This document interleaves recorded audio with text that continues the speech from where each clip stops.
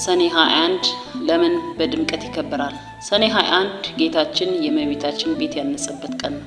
ግሸን ማርያም በጎልጎታ በጌታችን መቃብር የጸለየችበት ቀን። ስለ ጽዮን ዝም አልልም።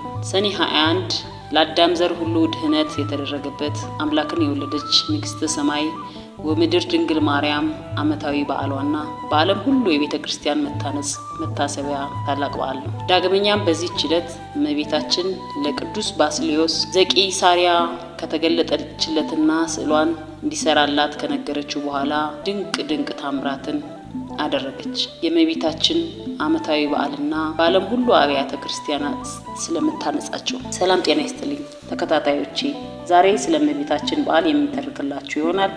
እስከ መጨረሻው ተከታተሉ። ከእመቤታችን 33ቱ በዓላት አንዱ ነው። ሕንጸተ ቤተ ክርስቲያን ይባላል። የመጀመሪያዋ ቤተ ክርስቲያን የታነጸችው በሰኔ 20 ቀን ነው። አናጺውም ራሱ ባለቤቱ መድኃኔ ዓለም ክርስቶስ ነው። ቦታው ፊልጶስ ነው። ቤተ ክርስቲያኗ የተሰየመችው ደግሞ በእመቤታችን ስም ነው። እመቤታችን ካረገች በአራተኛ ዓመት ጳውሎስና ባርናባስ በፊልጶስ ገብተው አስተምረው ሕዝቡን አሳምነው ካጠመቁ በኋላ እንግዲህ ወደ ቤተ ጣዖት አትሂዱ አሏቸው። አሕዛብ የነበሩትና አምነው የተጠመቁትም የለመድነውን ከለከላችሁን፣ መካነ ጸሎት ስጡን አሏቸው። የከበሩ ሐዋርያትም ወደ ጴጥሮስና ዮሐንስም መልእክት ላኩባቸው።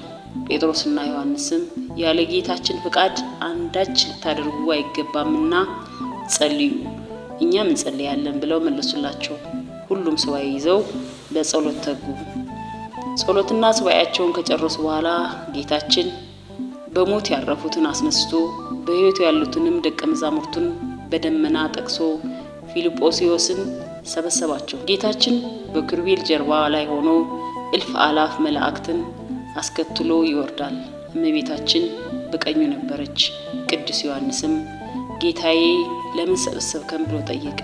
ጌታችንም በእናቴ ስም ከጽንፍ እስከ ጽንፍ አብያተ ክርስቲያናት እንዲታነጹ ፍቃዴ ነውና ሕንጻ ቤተ ክርስቲያን ላሳያችሁ፣ ስርዓት ላስተምራችሁ ነው አለው። ይህንን ብሎ ወደ ምስራቅ ወሰዳቸው። በዚያም ተራርቀው የነበሩ 3 ድንጋዮች ነበሩ። ጌታችንም 3ቱን ድንጋዮች በታምራት አቀራርቦ አንስቶ ጎተታቸው። ድንጋዮቹም እንደ ሰም ተለጠጡ፣ እንደ ግድግዳም ሆኑ።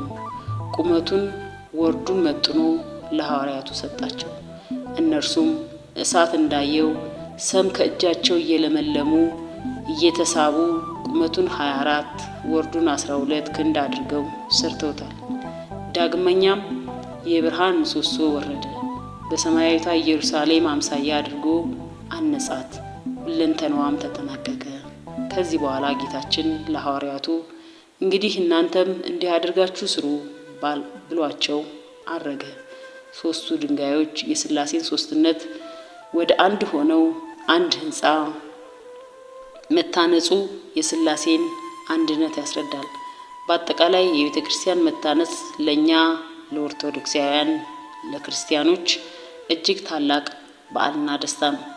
ስለዚህ ቤተ ክርስቲያን አባቶች ደማቸውን አፍሰውላታል፣ አንገታቸውን ለሰይፍ ሰጥተውላታል፣ አጥንታቸውን ከስክሰውላታል፣ ቆዳቸው ተገፏል፣ በድንጋይ ተወግረዋል፣ በእሳት ተቃጥለዋል፣ በአውሬ ተበልተዋል። ቤተ ክርስቲያን ግድግዳዋ ውሃ መሰረቷ ደም የማትታደስ ነገር ግን ከኃጢአት ከበደል የሚታደሱባት ርትዕት ናት። ይቺ ቤተ ክርስቲያን የክርስቶስ አካሉና ሙላቱ ናት። እናም የዚችን ቤተ ክርስቲያን ስርዓት መጣስና ትምህርቷን መቆነጻጸል የክርስቶስን አካል ማድማት ነው። ዳግመኛም በመንግስቱ ሰኔ 21 ቀን ጌታችን ድንግል እናቱን እመቤታችንና ቅዱሳን መላእክትን አስከትሎ ወረደ።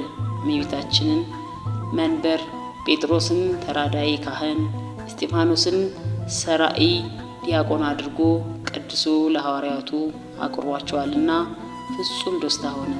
ዳግመኛም ጴጥሮስን እጁን ጭኖ ፓትርያርክ አድርጎ ሾሞታል። በዚህም ጊዜ ሰማያውያን መላእክት ምድራውያን ሐዋርያት አንድ ሆነው አመስግነዋል። ከዚህ በኋላ ሐዋርያት ከጌታችን እንዳዩት በዓለም ዞረው ቤተክርስቲያን አንጸዋል። ከዚያ በፊት የነበረው የእነ ሰሎሞን ቤተ መቅደስ የአይሁድ ምኩራብ፣ የአይሁድ ስርዓተ አምልኮ መፈጸሚያ እንጂ የአዲስ ኪዳን ቁርባንም ሆነ የጥምቀት ስርዓት መፈጸሚያ አልነበረም።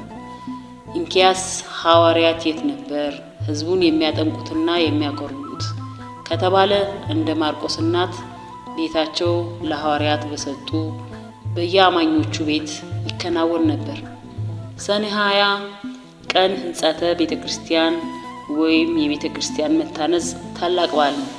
ቤተ ክርስቲያን እንደ እንግዳ ደራሽ እንደ ውሃ ፈሳሽ የመጣችና ሩቅ ብእሲ የመሰረታት ሳትሆን ራሱ ጌታችን አምላካችን በገዛ ደሙ የመሰረታት ናት።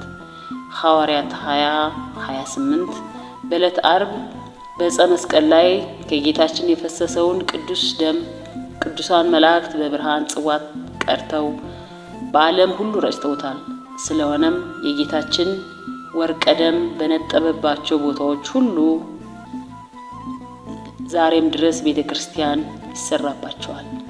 ዳግመኛም በዚህች ዕለት በቄሳርያው በቅዱስ ባስልዮስ ዘመን እንዲሆነ ቅዱስ ባስልዮስ የእመቤታችን ቤተ ክርስቲያን ከሰራ በኋላ በውስጧ የሚኖረውን የእመቤታችን ስዕል ሊሰራ መሳያ ሰሌዳ ፈለገ። ሰዎችም በአንድ ባለጸጋ ቤት ጥሩ ሰሌዳ እንዳለ ነገሩትና ሄዶ ባለጸጋውን ሰሌዳውን እንዲሰጠው ለመነው።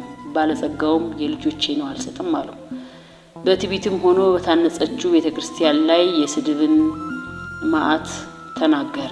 ወዲያውም ወድቆ ክፉ አሟሟት ሞተና ልጆቹ ፈርተው ሰሌዳውን አምጥተው